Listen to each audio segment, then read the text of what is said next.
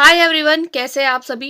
हम सब हमारे चैनल पर जो है वो रीट 2025 में जो एग्ज़ाम होने वाला है, रीट के एग्ज़ाम की तैयारी कर रहे हैं। और मैं आप लोगों के साथ में जो है वो साइंस की क्लासेस डिस्कस कर रही हूँ। मैंने खुद ने भी रीट के एग्ज़ाम को जो है वो 2 बार क्लियर किया है।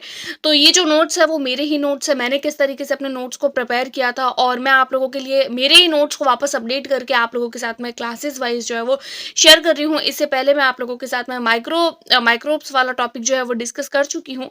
आज का हमारा जो टॉपिक होने वाला है वो होने वाला है हमारे पाचन तंत्र, यानी कि जो डाइजेस्टिव सिस्टम होता है उसको हम लोग आज की वीडियो में डिस्कस करेंगे। तो फिर चैनल पर पहली बार आए तो प्लीज़ वीडियो को लाइक करके चैनल को सब्सक्राइब कर लीजिए। और इसी तरह इसकी जो पीडीएफ है, इस क्लास की जो पीडीएफ है, ये पूरे के पूरे जो नोट्स है वो आप लोगों को मेरे टेलीग्राम ग्रुप पर मिल जाएंगे। स्टार्ट करते हैं बिना किसी देरी के वीडियो को। देखिए, ये जो नोट्स है वो मैंने एनसीईआरटी बेस्ड ही है। ऐसा जो भी मैंने नोट्स बनाए हैं वो एनसीईआरटी की क्लासेस में देखकर बनाए हैं। टॉपिक नंबर 2 है। इससे पहले हम लोग सूक्ष्म जीवों वाला टॉपिक डिस्कस कर चुके हैं। डाइजेस्टिव सिस्टम के बारे में हम लोग पढ़ने वाले हैं। और हमारे ये जो आज की क्लास का जो सोर्स है वो प्रॉपर एनसीईआरटी की बुक्स, जो 7th और 10th क्लास की बुक में, 7th क्लास की बुक में और 10th क्लास की बुक में, इन दोनों ही क्लासेस की जो बुक में जो जो इंपॉर्टेंट पॉइंट्स दिए हुए हैं एनसीईआरटी की, ये दोनों क्लासेस, उसके अलावा कुछ एक आधी जो है वो मैंने और भी कुछ बातें जो इम्पोर्टेंट है और प्रीवियस ईयर के रिगार्डिंग मैंने प्रीवियस ईयर देखे और देखा कि और कौन-कौन से क्वेश्चंस बन रहे हैं। तो कुछ-कुछ मैंने लाइन से कुछ-कुछ इम्पोर्टेंट पॉइंट्स जो है वहाँ से भी मैंने इंक्लूड किए हैं। स्टार्ट करते हैं बिना किसी देरी के वीडियो को। देखिए, सबसे पहले अगर हम लोग बात करें डाइजेस्टिव सिस्टम की तो स्टार्ट करते हैं। हम अपने मुख द्वारा भोजन का अंतःग्रहण करते हैं, यानी कि भोजन को जो है वो मुँह से लेते हैं, इसको पचाते हैं, इसका उपयोग करते हैं। और बिना पचा हुआ जो भोजन होता है उसको मल के रूप में क्या करते हैं, निष्कासित करते हैं।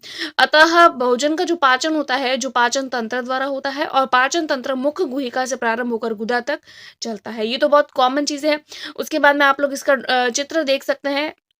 मैं कंप्लीट आप लोगों के साथ में ये शेयर कर लेती हूँ। देखिए, ये हमारी जीभ होती है, मुख है ये मुख गुहा, फिर ग्रसिका, डायाफ्राम होता है, पित्ताशय जो पित्त का भंडारण करता है। उसके बाद में हम लोग देख लेते हैं, ये हमारा आमाशय है, छोटी आंत, बड़ी आंत, परिशिशिका, गुदाद्वार, अग्नाशय और यकृत, पित्त नली, ये सारे के सारे जो पार्ट है वो पाचन तंत्र के ही पार्ट है। अब देखिए, पाचन तंत्र जो होता है उसके निम्नलिखित अंग होते हैं। सबसे पहले अंग देखेंगे, फिर पाचन हम जो है वो ग्रंथियाँ देखेंगे। सबसे पहले अंग कौन-कौन से हैं, तो मुख है, ग्रसनी है, ग्रसिका जिसको आप लोग ग्रास नली के नाम से भी जानते हैं, आमाशय, छोटी आंत में भोजन का सर्वाधिक पाचन होता है, बड़ी आंत जिसमें जल का अवशोषण होता है। ये चीज़ें इंपॉर्टेंट है, आप लोग इसको याद रखिएगा। उसके बाद में हम लोग देख लेते हैं कुछ पाचन ग्रंथियाँ, जिसमें स्पेशली लार ग्रंथि, यकृत ग्रंथि और अग्नाशय ग्रंथि। ये तीनों ग्रंथियाँ जो होती है, ये तीनों की तीनों जो ग्रंथियाँ होती है वो क्या करती है, पाचक ग्रंथियाँ जो होती है वो पाचक रस का श्रवण करती है और पाचक रस जटिल पदार्थों को सरल पदार्थों में बदल देते हैं। भाई, पाचन तंत्र यही होता है ना कि जटिल पदार्थों को सरल पदार्थों में बदल देना। अगला देखते हैं हम लोग मुख के बारे में स्टार्ट करते हैं। मुख और मुख गुहिका, भोजन का अंतःग्रहण मुख द्वारा ही होता है। आहार को शरीर के अंदर लेने की प्रक्रिया क्या कहलाती है, अंतर्ग्रहण कहलाती है। मुख का आकार कैसा, कटोरे नीमा। और मुख कहाँ खुलता है, तो मुख गुहा में खुलता है। अब मुख के अंदर क्या क्या होता है, तो मुख के अंदर होता है, सबसे पहला पार्ट आता है, मुख में होती है जीभ। जीभ एक मांसल संरचना होती है, यानी कि मांस से बनी हुई होती है और उसको हम लोग जो है वो यहाँ वहाँ भी उसको जो है वो मूव करवा सकते हैं। इसके ऊपर स्वादंकुर होते हैं। पता है, हम लोग जो है वो कोई भी चीज़ खाते हैं तो उसका जो टेस्ट होता है वो हमारी जीभ के द्वारा ही पता चलता है। अब देखिए, यहाँ पर मैंने जो है वो जीभ का जो ड्राइंग है वो भी मैंने इंक्लूड करी है। यहाँ पर जीभ के अलग-अलग क्षेत्र है, यानी कि ये जो क्षेत्र है वो अलग चीज़ों को शो करेगा। ये वाला क्षेत्र जो है वो अलग चीज़ों को शो करेगा, यानी कौन-सा टेस्ट कहाँ पर आता है। तो देखिए, जीभ का जो आगे वाला भाग होता है, आगे वाला यानी ये वाला जो भाग होता है वो मीठे का स्वाद कराता है। पीछे वाला भाग, ये वाला भाग जो है वो कड़वे का, और मध्य का और किनारे का यानी बीच का, और ये जो किनारे का ये वाला पोर्शन होता है वो हमको खट्टे का स्वाद जो है वो करवाता है। जीभ जो होती है वो भोजन को मुख में चलाती है और उसमें लार मिश्रित करने का काम करती है। ये तो कॉमन बात थी। उसके बाद में देखिए एक और नोट और जो इंपॉर्टेंट है, मुख में उपस्थित लार चावल के मंड को शर्करा में बदल देता है। ये बहुत इंपॉर्टेंट है और सीटेट में तो कई बार पूछा गया है, इवन रीट में, यूपी टेट में, हर एक टेट एग्जाम में और बहुत सारे एग्जामिनेशन में पूछा गया है कि मुंह में जो लार होती है वो चावल के मंड को किस में बदल देता है, शर्करा में, यानी कि ग्लूकोज में बदल देता है। इसी तरीके से हमारे दांत हो गए कंप्लीट, क्या जीभ हो गई कंप्लीट। अब हम लोग देख लेते हैं दांत। दांत मसूड़ों में होते हैं, पता है हम सबको। मसूड़े व दांतों के इस स्थिति को क्या बोलते हैं? गर्त। भाई गर्त के अंदर, गर्त यानी खड्डा, खड्डे के अंदर सेट होता है ना हमारे दांत। मानव की द्विबार दंती व्यवस्था होती है, भाई 2 बार आते। द्विबार दंती का मतलब होता है 2 बार मनुष्यों में दांत आते हैं, एक तो स्थायी दांत, एक अस्थायी दांत। उसके बारे में भी हम लोग देखेंगे अभी आगे। दांत का बाहरी सफेद आवरण को क्या बोलते हैं? दांत के बाहरी सफेद आवरण को इनेमल बोलते हैं। इनेमल के निर्माण को एमिनोब्लास्ट, और यह मानव का सबसे कठोर पार्ट होता है। क्वेश्चन पूछा गया है रीट में। इनेमल के निर्माण को क्या बोलते हैं? एनिमोब्लास्ट बोलते हैं। और मानव के शरीर का सबसे कठोर भाग भी कौन सा होता है? तो वो भी इनेमल होता है। अब मनुष्य में 2 तरीके के दांत निकलते हैं, एक तो होते हैं दूधिया दांत जो अस्थायी होते हैं और जो बच्चों में होते हैं। इनकी संख्या कितनी होती है? इनकी संख्या होती है 20। और दूसरा आता है स्थायी दांत। स्थायी दांत की संख्या 32 जो हम वयस्कों में पाए जाते हैं।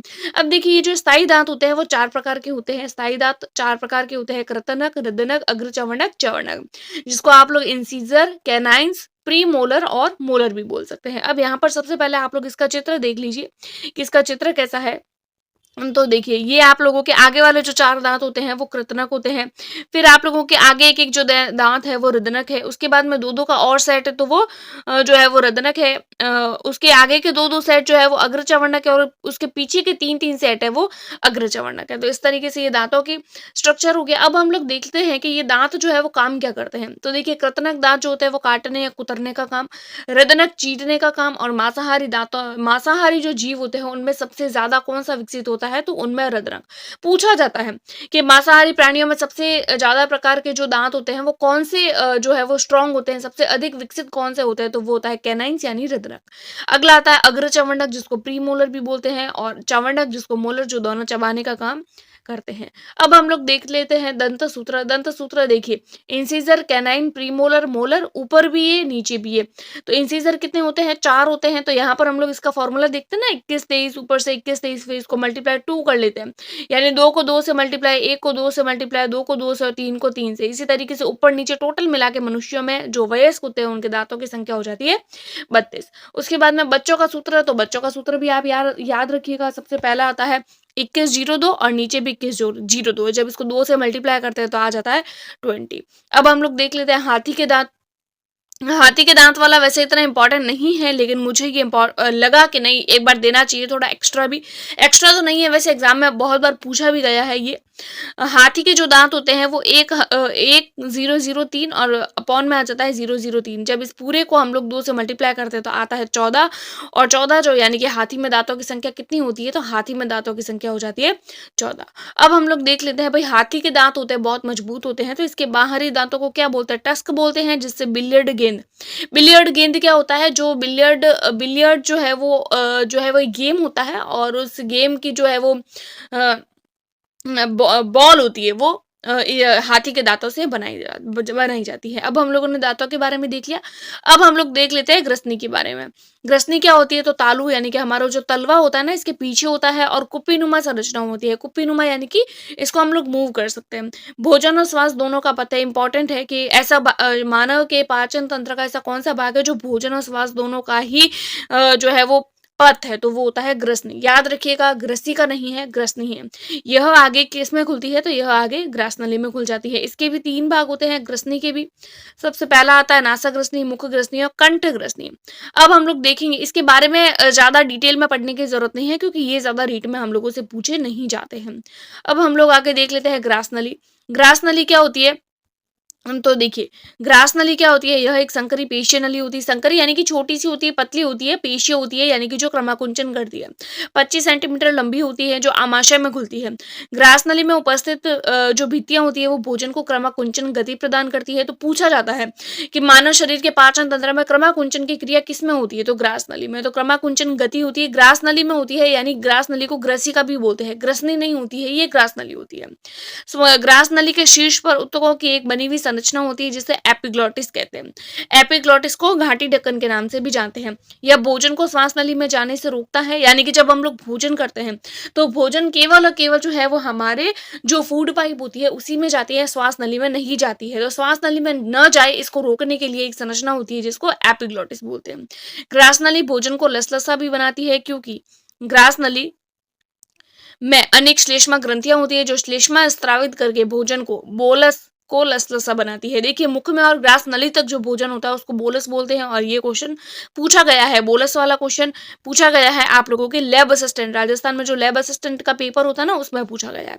तो देखिए यहाँ से आप लोग ड्राइंग भी देख सकते हैं, इसका चित्र देख सकते हैं। चित्र मैंने इसीलिए लगाए हैं ताकि कोई भी चीज आप लोगों को अच्छे से समझ आ सके। तो ये भोजन है आपका, यहाँ से भोजन आ रहा है, भोजन आता है ग्रसिका से। अब ये जो फूड पाइप होती है ये क्या करती है, ये कॉन्ट्रैक्ट होती है, वापस जो है वो रिपल्स हो जाती है, कॉन्ट्रैक्ट होती है, रिपल्स हो जाती है। तो यहाँ पर आप लोगों की ये ग्रसिका होती है जो क्रमाकुंचन की क्रिया करती है और यहाँ से भोजन क्रमाकुंचन करता हुआ कहाँ आ जाता है, आमाशय में आ जाता है। ठीक है, तो अब हम लोग देखेंगे आमाशय के बारे में।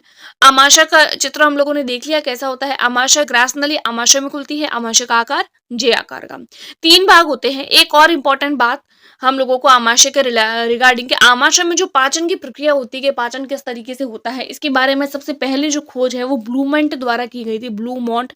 और किस तरीके से की थी ये आप लोगों के जो ये जो लाइन है ना नोट, ये 10th क्लास के एनसीईआरटी की बुक में प्रॉपर आप लोगों के एक बक्से के अंदर दिया हुआ है। तो आप लोग समझ सकते हैं कि रीट परीक्षा के लिए एनसीईआरटी बुक्स कितनी ज्यादा इंपॉर्टेंट है। आमाशय के 3 भाग, सबसे पहले कार्डियक का जठरागम भाग कौन सा होता है, बायां होता है, बड़ा होता है। और भोजन जो इसी भाग में भोजन जो है वो आमाशय में आता है। तो यहाँ पर मैं आप लोगों को बता देती हूँ क्या बोला है इन्होंने, बायां भाग होता है और बड़ा होता है, यानी कि सबसे पहले भोजन यहाँ से आ रहा है और यहाँ पे आ रहा है। तो ये वाला भाग जो होता है ना ऊपर वाला, ये कार्डियक पार्ट होता है, ठीक है। और नीचे वाला जो होता है वो पाइलरिक होता है। तो ये चौड़ा है, चौड़ा भाग है और बायां भाग है, राइट। तो अब हम लोग देख लेते हैं, ऊपर वाला कार्डियक हम लोगों ने देख लिया, फिर आता है जठर निर्गमी जिसको हम लोग पाइलरिक भाग भी बोलते हैं। छोटी आंत से जुड़ा हुआ होता है और दायां होता है और ये छोटा होता है। यहाँ से आप लोग देख सकते हैं इसकी ड्राइंग, भाई ये दायां भाग है, ये छोटा भी है और ये आगे जाके किस में खुल जाता है, ये आगे जो है वो छोटी आंत में खुल जाएगा। ठीक है, अब हम लोग देख लेते हैं आगे एक और भाग, फंडिस भाग यानी कि दोनों के जो बीच का भाग होता है, यानी कि जो कार्डियक और पाइलरिक, जैसे ये कार्डियो है यहाँ पे और नीचे पाइलरिक है, तो इन दोनों को जोड़ने का काम कौन करता है, तो वो करता है फंडिस भाग। ठीक है, अब हम लोग कुछ और चीजें जो हम लोगों के इम्पॉर्टेंट है आमाशय से रिगार्डिंग वो देख लेते हैं। आमाशय की दीवारों से HCl यानी कि हाइड्रोक्लोरिक अम्ल और जठर रस निकलता है। जठर रस को आमाशय रस भी बोलते हैं, ये आया हुआ क्वेश्चन है। जठर रस को आमाशय रस यानी कि आमाशय में कौन कौन से रस निकलते हैं, तो एक तो HCl अम्ल होता है और जठर रस। जठर रस क्या करता है, भोजन को पचाने वाले एंजाइम होते हैं। जठर रस के अंदर भोजन को पचाने वाले एंजाइम, अब ये भोजन को पचाने वाले एंजाइम कौन कौन से हैं, तो पहला आता है पेप्सिन और दूसरा आ जाता है रेनिन। अब हम लोग देख लेते हैं आगे, पेप्सिन व रेनिन को HCl यानी हाइड्रोक्लोरिक एसिड की क्रियाशील करता है, यानी पेप्सिन और रेनिन को क्रियाशील यानी एक्टिव कौन करने का काम करता है, तो वो HCl। HCl क्या करता है, भोजन को अम्लीय यानी कि एसिडिक बनाता है। इस प्रकार से आमाशय में जो अर्धपचित भोजन होता है उसको काइम कहते हैं। अब आप लोगों को 2 चीजें समझ में आ गई होगी। जब मैंने यहाँ से पहले एक बार चीज बताई थी, आप लोगों को याद होगा, एक वर्ड बताया था बोलस, बोलस, और दूसरा अब हम लोगों ने देख लिया काइम। तो यहाँ पे देख लीजिए, आप लोगों से पूछा जाता है कि मनुष्य में जो पाचन क्रिया होती है उसमें बोलस कहाँ बनता है और काइम कहाँ बनता है, तो काइम कहाँ बन रहा है, आमाशय में। लैब असिस्टेंट में पूछे हुए सवाल है ये दोनों। आगे हम लोग देख लेते हैं, आमाशय की आंतरिक सतह श्लेष्मक भी स्रावित करता है और श्लेष्मा आमाशय के आंतरिक स्तर की सुरक्षा करता है, यानी कि श्लेष्मा यानी चिपचिपा पदार्थ जो है वो आमाशय की आंतरिक सतह द्वारा स्रावित किया जाता है। पाचक रस जिसको जठर रस भी बोलते हैं, ये प्रोटीन को सरल पदार्थों में विघटित करने का काम करता है। अब हम लोग देख लेते हैं छोटी आंत यानी कि स्मॉल इंटेस्टाइन।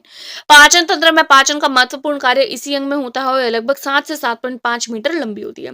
भोजन का सर्वाधिक पाचन और भोजन का सर्वाधिक अवशोषण जो होता है वो छोटी आंत में ही होता है और इसके भी कितने भाग होते हैं, इसके भी 3 भाग होते हैं। सबसे पहला देखते हैं हम ग्रहणी, जो यू आकार की होती है। सर्वाधिक पाचन जो होता है वो छोटी आंत में होता है और छोटी आंत के भी ग्रहणी भाग में होता है। रासायनिक पाचन में भी सहायता करती है और छोटी आंत का सबसे छोटा भाग भी है छोटा लेकिन पाचन यही हो रहा है, सबसे बड़ा काम यही कर रहा है तो छोटा लेकिन काम बड़ा कर रहा है। उसके बाद में हम लोग दूसरा देख लेते हैं अग्रसूत्रांत्र, जो छोटी आंत का भाग है। प्रचित भोजन के रस को आंत्र कोशिकाओं द्वारा अवशोषण, यानी कि अवशोषण जो होता है वो किसके द्वारा करता है, तो वो अग्रसूत्रांत्र। फिर हम देख लेते हैं क्षुद्रांत्र। क्षुद्रांत्र क्या करता है, यह भाग बड़ी आंत में खुलता है, बड़ी आंत में खुलेगा। अग्र क्षुद्रांत्र द्वारा पित्त लवण व विटामिनों का अवशोषण नहीं है।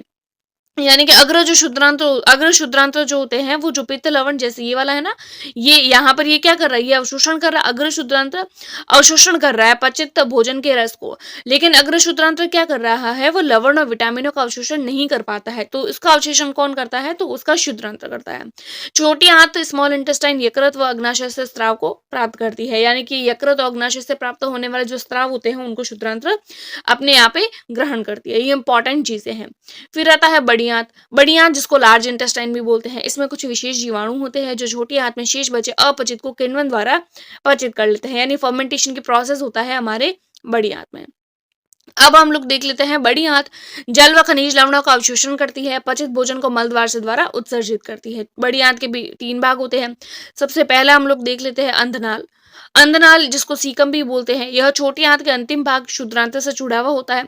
जल और खनिज लवणों का अवशोषण और शेष बचे अवशिष्ट को वृहदांत्र में पहुंचाता है। फिर आता है वृहदांत्र जो 1.3 मीटर लंबा व यू आकार का मलाशय आहार नाल का अंतिम भाग होता है और यह मल द्वार द्वारा बाहर की तरफ खुल जाता है। अब हम लोग पाचन तंत्र से रिगार्डिंग कुछ इंपॉर्टेंट चीजें देख लेते हैं, कुछ इंपॉर्टेंट पॉइंट्स।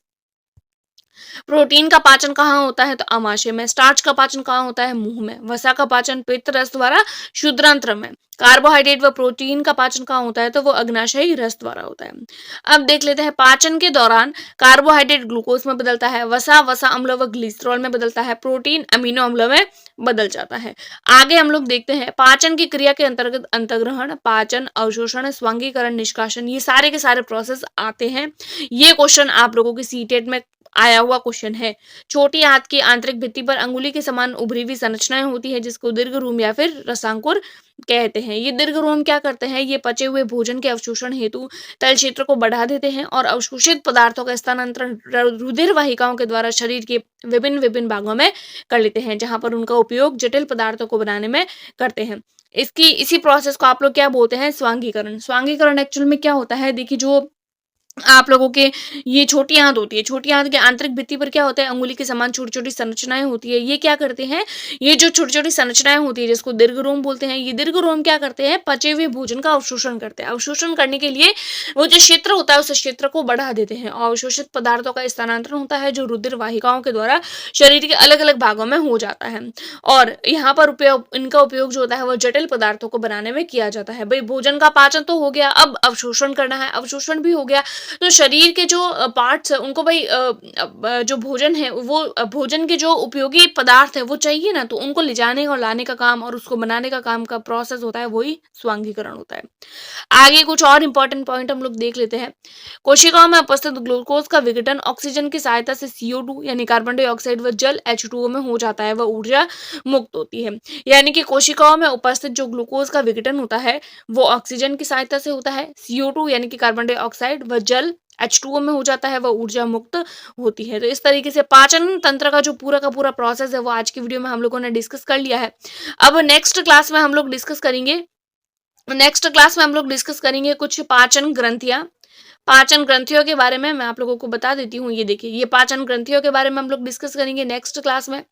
ये यहाँ से लेकर स्टार्ट करेंगे पाचन ग्रंथियां, जिसमें लार ग्रंथि आएगी आप लोगों के, लार ग्रंथि के बाद फिर दूसरा आता है यकृत ग्रंथि, तीसरा आता है अग्नाशय ग्रंथि, फिर कुछ और इंपॉर्टेंट एंजाइम्स और इंपॉर्टेंट पॉइंट्स आ जाएंगे। फिर अमीबा में पाचन किस तरीके से होता है और घास खाने वाले जंतुओं में पाचन किस तरीके से होता है। तो ये सारा का सारा भी हम लोग डिस्कस करेंगे, क्योंकि आज की वीडियो काफी ऑलरेडी लंबी हो चुकी है तो और ज्यादा लंबी हो जाएगी। तो बाकी के टॉपिक्स हम लोग नेक्स्ट क्लास में डिस्कस करेंगे। आई होप आप लोगों को क्लास पसंद आई होगी। पसंद आई तो do like subscribe and share.